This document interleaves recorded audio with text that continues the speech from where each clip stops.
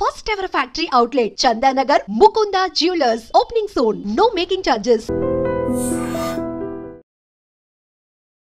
Hi hello నమస్తే welcome back to iDream Media. ఈరోజు మనతో ఉన్నారు సర్టిఫైడ్ ఫైనాన్షియల్ ప్లానర్ అయిన రామచంద్రమూర్తి గారు.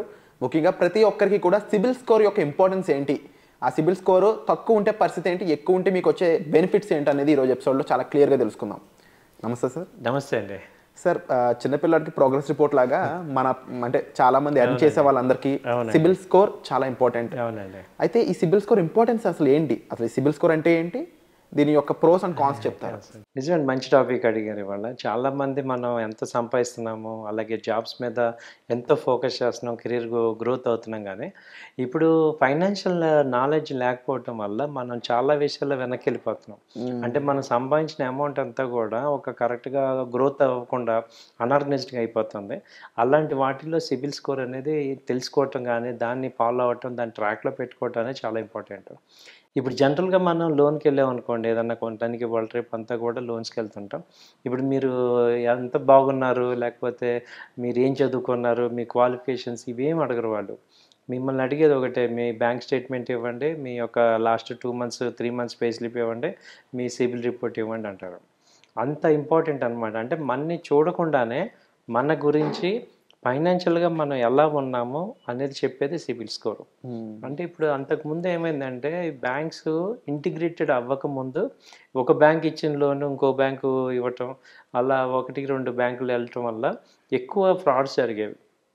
దాంతో ఏమైందంటే ఇంటిగ్రేటెడ్ సిబిల్ స్కోర్ లాగా తీసుకొచ్చారనమాట. అంటే ఎవ్రీ బ్యాంక్ కానీ, ఫైనాన్షియల్ ఇన్స్టిట్యూట్ కానీ ఎవ్రీ మంత్ వాళ్ళ యొక్క ఖాతాదారుల యొక్క పేమెంట్స్ డీటెయిల్స్ అనేది ఈ సిబిల్ రేటింగ్ ఏజెన్సీకి ఇస్తాయి. దాన్ని బట్టి వాళ్ళు ఒక రేటింగ్ ఇస్తారు. ఇది యాక్చువల్గా 900 స్కోర్ ఉంటుంది. సో 700 అలా ఉంటే బాగున్నట్టు. 700 కన్నా బిలో ఉంటే ఏంటంటే మనం రేటింగ్ తగ్గినట్టు అనమాట. సో ఇక 600 500 ఉందంటే ఇక బ్యాడ్ అనమాట. సో ఈ 700 మినిమం మెయింటెనెన్స్ అవ్వాలి మంది.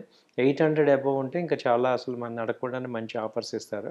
సో ఈ సిబిల్ స్కోరు 800 ఉంది అంటే ఏంటంటే మీరు మీ యొక్క లోన్స్ కానీ ఈఎంఐలు అన్నీ కూడా కరెక్ట్గా కడుతున్నట్టు. సో మీరు ఫైనాన్షియల్గా మీరు స్టేబుల్గా ఉన్నారు. అలాగే మీరు ఫైనాన్షియల్ ఎల్యూర్మెంట్ లేదు అని. అంటే లోన్ ఇస్తున్నారు కదా అని మనం తీసుకోవటం కాదు, మనకి ఎంత అవసరం ఉందో అంత మీరు అప్పు తీసుకోవటం, అలాగే బాధ్యతగా మీరు తీర్చడం అనేది ఈ రెండింటి మ్యాటర్ని అక్కడ చూస్తారనమాట. సో ఇప్పుడు మీరు స్కోర్ తగ్గుతుంది అంటే ఏంటంటే, మీరు పేమెంట్స్ దగ్గర మీరు బాధ్యతగా లేరు, మీరు ఇర్రెగ్యులర్గా ఉన్నారంటే మీరు ఆ క్రమశిక్షణ లేదు, డిసిప్లిన్ లేదు అని. అంటే మీకు రిమైండ్ చేసి కట్టించుకుంటున్నారు అనే పాయింట్ తీసుకోవటం ద్వారా ఏంటంటే, అప్పు ఇచ్చేవాళ్ళు వాళ్ళకి అది నెగిటివ్గా ఉంటుంది. ఇప్పుడు వాళ్ళకి మీరు ఫోన్లు చేసి వాళ్ళు మళ్ళీ మనకి ఫోన్ చేసి చేసేస్తున్నారు, అలా పేమెంట్స్ కడుతున్నారని ప్రతి ఇన్స్టాల్మెంట్స్ ఎలా కడుతున్నాం ఏంటనేది అక్కడ అప్డేట్ అవుతుంటుంది. దాన్ని బట్టి స్కోర్ వస్తుంటుంది. అయితే సిబిల్ స్కోర్లో ఇది యాక్చువల్గా సిబిల్ స్కోర్. ఫస్ట్ క్వశ్చన్ అడిగారు మీరు. సో 900 మార్క్స్ ఉంటాయి. దీనిలో 800కి మనం టార్గెట్ చేయాలి. సో 700 అనేది ఇక పాస్ మార్క్ కింద తీసుకోవచ్చు. చాలా మందికి సార్ 700 కింద ఉన్నా కూడా లోన్స్ ఇచ్చేస్తామని చెప్తూ ఉంటారు. ఒక థర్డ్ పార్టీ యాప్స్ కానీ కొన్ని బ్యాంక్స్ కూడా ఇస్తూ ఉంటాయి. అది ఎంతవరకు జెన్యూన్ ప్రొసీజర్ అంటారు, లేదంటే అందులో ఏమన్నా లూప్ హోల్స్ ఉంటాయి అంటారా? డెఫినెట్గా సార్. ఇప్పుడు ఇక్కడ ఏంటంటే ఫైనాన్షియల్ స్ట్రక్చర్లో, ఫైనాన్షియల్ సిస్టంలో ఏంటంటే A grade, B grade, C grade అని ఉంటాయి. ఇప్పుడు ఏ గ్రేడ్ కంపెనీస్ బ్యాంక్స్ అనుకోండి, ఎస్బీఐ కానీ లేకపోతే హెచ్డిఎఫ్సి బ్యాంకు, ఈ బ్యాంక్స్ ఏంటంటే హై ప్రీమియం క్లయింట్స్ని, వాళ్ళు డిసిప్లిన్ క్లయింట్స్ అని చూస్తారు ఫస్ట్, క్రీమ్ని. సో వాళ్ళకి బాగా సపోర్ట్ చేస్తారు. ఇప్పుడు వాళ్ళు ఏంటంటే ఈ రిస్క్ తీసుకోరనమాట. మీరు రిస్క్ తీసుకుంటాం వల్ల ఏంటంటే ఎన్పిఏ అయిపోతుంటుంది, నాన్ పెర్ఫార్మింగ్ అసెట్ లాగా. సో ఆ రిస్క్ తీసుకోకుండా వాళ్ళు ఏంటంటే టాప్ ప్రీమియం క్లయింట్స్ని చూసుకోవటం ఫస్ట్. సో వాళ్ళకి ఎక్కువ ఆఫర్స్ ఇస్తారనమాట. రేట్ ఆఫ్ ఇంట్రెస్ట్ తక్కువగా ఇవ్వటం వల్ల, ఇప్పుడు మీరు రెగ్యులర్గా పేమెంట్ కడుతున్నారనుకోండి, మీకు ఏం చేస్తాం, నాకు రిస్క్ ఉంటుంది కాబట్టి నేను మీకు మిమ్మల్ని హోల్డ్ చేయడానికి మీకు తక్కువ రేటు ఇస్తాము. దానివల్ల ఏంటంటే మార్కెట్లో అన్నిటికన్నా కాంపిటేటివ్ రేటుకి మనం వస్తాం. అది ఏ గ్రేడ్ ఫైనాన్షియల్. అటు సిబిల్ స్కోర్ ఎక్కువ ఉన్న వాళ్ళకి మంచి ఫైనాన్షియల్ ఇన్స్టిట్యూట్ నుంచి కూడా మంచి ఆఫర్స్ వస్తే మీరు అడిగినంత అమౌంట్ ఇస్తారు. సెకండ్ కేటగిరీ ఏంటంటే, ఈ సిబిల్ రేటింగ్ తక్కువ ఉన్న వాళ్ళకి ఈ ప్రైవేట్ బ్యాంక్స్ కానీ, తర్వాత ప్రైవేట్ ఫైనాన్షియల్ ఇన్స్టిట్యూట్స్ కానీ అవి ఏం చేస్తాయంటే ఈ సెకండ్ గ్రూప్ వాళ్ళని టార్గెట్ చేస్తాయి. సో ఓకే, 1-2 సార్లు రిమైండ్ చేసి రిస్క్ కొంచెం ఉంది, ఆ రిస్క్ ఉన్న వాళ్ళని హ్యాండిల్ చేద్దాము ఓకే అనే వాళ్ళు ఏంటంటే ప్రైవేట్ పీపుల్ని పెట్టుకొని వాళ్ళు నాన్ స్టాప్గా ఫోన్లు చేయించి వాళ్ళ చేత చేయించుకునే బ్యాచ్ రెండో కేటగిరీ కింద తీసుకుంటారు.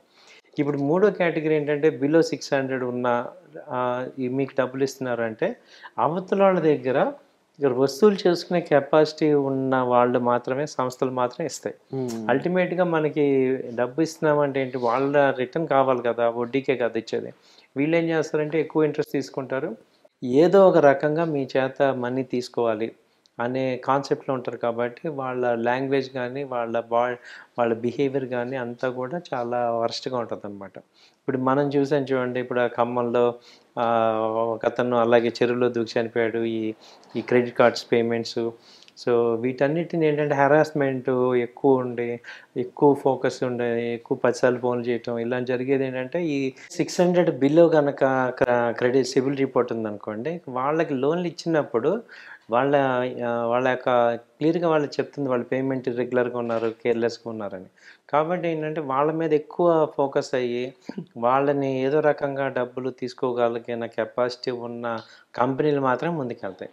కాబట్టి వాళ్ళు ఏంటంటే ఎక్కువ ఫోకస్ అంతా కూడా రికవరీ మీద ఎక్కువ పెడతారు. టాప్ 1 and 2 క్లయింట్స్ దగ్గరికి వీళ్ళు రారు. ఇప్పుడు సో వీళ్ళు ఎక్కువ వడ్డీ వసూలు చేసుకుంటారు, ఎక్కువ వడ్డీ పెట్టుకుంటారు, అలాగే ఎక్కువ ఇది తీసుకుంటారు. కాబట్టి బిలో 600 ఉండి లోన్ ఇస్తున్నారు అంటే మాత్రం మీ జీవితం రిస్క్లో పెట్టుకున్నట్టే. నేను చెప్పేది ఏంటంటే మనం క్రెడిట్ స్కోర్ని ఇంప్రూవ్ చేసుకోవటమే ఇంపార్టెంట్. మనం ఆ క్రెడిట్ని ఆన్ టైం పేమెంట్ చేయటం చాలా ఇంపార్టెంట్. సో మనం అసలు బిలో 600 ఉండి మనం ఇప్పుడు అంటే 600 ఉన్నామంటేనే మీనింగ్ ఏంటి, మనం కట్టలేకపోతున్నాం. మనకేదో ప్రాబ్లమ్స్ ఉండబట్టి మనం ఆన్ టైం పేమెంట్ కట్టలేకపోతున్నాం. అయితే ఇక్కడ ఇంకా ఇంపార్టెంట్ పాయింట్ ఏంటంటే 80% పీపుల్, దాదాపు 85% పీపుల్ ఎక్కడ అవాయిడ్ చేద్దాం చూడరు. లోన్ అనేది అవాయిడ్ చేద్దామని ఎవరో అనుకోం, ఎందుకంటే ఎటు తీసుకున్నాం కట్టాలని అనుకుంటాం. కాకపోతే ఏంటంటే కొన్ని ఇప్పుడు జాబులు దొరకపోవడం, లేకపోతే మధ్యలో జాబ్ కొన్ని అన్అవాయిడబుల్ సిచ్యువేషన్ వల్ల మనం ఆ ఈఎంఐ కట్టలేకపోతుంటాం. సో అక్కడ ఏమవుతుందంటే ఎప్పుడైతే ఒక్కసారి ఫైనాన్షియల్గా మనం ఆ డిసిప్లిన్ లేదో అక్కడి నుంచి ఏమవుతుందంటే దెబ్బ మీద దెబ్బలాగా ఇండిసిప్లిన్ అయిపోతూ ఉంటాం. కాబట్టి మేము మీకు చెప్పేది ఏంటంటే అలాంటి వరస్ట్ కండిషన్లో ఇంకా లోన్ చేయొద్దు, ఇంకా లోన్ తీసుకోవద్దు. ఒకవేళ తీసుకున్నా ఈ లోన్స్ కట్టి ఈ లోన్స్ క్లియర్ అయ్యేటట్టు ఇంకో పెద్ద లోన్ వచ్చేటట్టు చూడాలి తప్ప మీరు ఈ లోన్ పక్కన పెట్టుకొని మళ్ళీ ఈ లోన్ కట్టడానికి లోన్ తీసుకుంటాం అలాంటివి చేయకుండా ఆల్రెడీ మనం వరస్ట్లో ఉన్నామని అనుకోవాలి. 600 బిలో ఉన్నప్పుడు ఫ్రాంక్గా ఒప్పేసుకోండి. సో నేను ఫైనాన్షియల్గా కరెక్ట్గా లేను. మీరేం చేయాలంటే అప్పుడు ఎటు అప్పు చేయటానికి ఎంతో మనం టైం స్పెండ్ చేయాలి, దాని బదులు ఎర్నింగే స్పెండ్ చేయండి.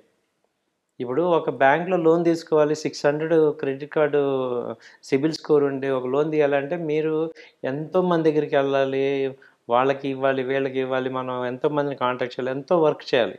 ఆ వర్క్ ఏదో మీరు మనీ ఎర్నింగ్ కోసం పెట్టారనుకోండి, మీకు ఎక్కువ మనీ వస్తుంది. ఇంకా ఎక్స్ట్రా పార్ట్ టైం చేయండి. ఈ టైం స్పెండ్ చేసే బదులు మీరు ట్యూషన్లు చెప్పటము, there are so many ways of earning money. So డెట్స్ని అప్పు తీసుకుందాం అనే దానికన్నా సంపాదిద్దాం దాని మీద ఎక్కువ టైం స్పెండ్ చేయడం వల్ల అడెటు ఇవ్వరు మనకి. ఎందుకంటే మన సిబిల్ స్కోర్ తక్కువ ఉండగానే అదో పెద్ద నెగిటివ్లా చూస్తారు. అవును. సో దాన్ని యాక్సెప్ట్ చేసేసి ఓకే ఇప్పుడు నాకు రాదు, దీనికి పెట్టే టైము మీరు ఎర్నింగ్ పెట్టారనుకోండి, మీరు నిజంగా ఒక పీరియడ్ ఒక 6 monthsలో మీరు కొంచెం రికవర్ చేసుకోగలరు, మీ లైఫ్ సెట్ అవుతుంది. ఈ అప్పు ఎప్పుడైనా కానీ మీకు ఇండికేషన్ ఏంటంటే 600 క్రెడిట్ కార్డు సిబిల్ స్కోర్ ఉందంటే మనకి ఫైనాన్షియల్గా డిసీజ్ వచ్చినట్టు. ఇప్పుడు హ్యూమన్స్కి మనకు కూడా ఎలా అయితే తెలియకుండా రోగాలు వస్తాయో, రోగాలు వచ్చినప్పుడు ఏం చేస్తాం, మనం హాస్పిటల్కి వెళ్తాం, ట్రీట్మెంట్ తీసుకుంటాం, రెస్ట్ తీసుకుంటాం, ట్రీట్మెంట్ తీసుకుంటాం. అలాగే సేమ్ టు సేమ్ మీకు 600 క్రెడిట్ కార్డ్ బిలో పడిపోయిందంటే మీకు ఫైనాన్షియల్గా డిసీజ్లో ఉన్నారు. కాబట్టి మీరు ఇమ్మీడియట్గా ఏం చేయాలంటే ఫైనాన్షియల్ యాక్టివిటీస్ అన్నీ ఆపేసేయాలి. మీరు ఇప్పుడు మనం ఎలా అయితే రెస్ట్ తీసుకుంటామో మీరు అన్నీ ఆపేసి రెస్ట్ తీసుకోండి. ఒక 1-2 months మిమ్మల్ని మీరు బాగా ఫోకస్ చేసుకోండి. సో నేను ఫైనాన్షియల్గా పేమెంట్ ఇల్లిటరీ ఉన్నాం, దీనికి ఏంటి రీజన్స్, ఎందుకు ఇలా అవుతున్నాను, దాన్ని ఎలా రెక్టిఫై చేసుకోవాలి, ఇవి ముందు ఆలోచించుకొని వాళ్ళు అప్పుల వెనకాల పరిగెత్తద్దు.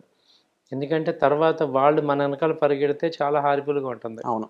అండ్ డెఫినెట్లీ సిబిల్ స్కోర్ అనేది దాని యొక్క ఇంపార్టెన్స్ అనేది ఈరోజు ఎపిసోడ్లో సార్ చెప్పడం జరిగింది. ఈ సిబిల్ స్కోర్ ఇంప్రూవ్ చేసుకోవడానికి అండ్ ఇంప్రూవ్ చేసుకున్న తర్వాత వచ్చే బెనిఫిట్స్ అనేవి మనం వచ్చే ఎపిసోడ్లో చూద్దాము. అలాగే ఈ ఎపిసోడ్ నచ్చినట్లయితే తప్పకుండా లైక్ చేయండి, షేర్ చేయండి, సబ్స్క్రైబ్ చేసుకోండి. మీకు దీనికి సంబంధించి ఎటువంటి డౌట్స్ ఉన్నా, ఫైనాన్షియల్ ప్లానింగ్ సంబంధించి ఎటువంటి అవేర్నెస్ కావాల్సిన డిస్ప్లే అవుతున్న నెంబర్స్ కాల్ చేసి సార్తో మీరు డైరెక్ట్గా మాట్లాడవచ్చు. సో వచ్చే ఎపిసోడ్లో మళ్ళీ కలుద్దాం. Thank you so much for the information. Thank you అండి.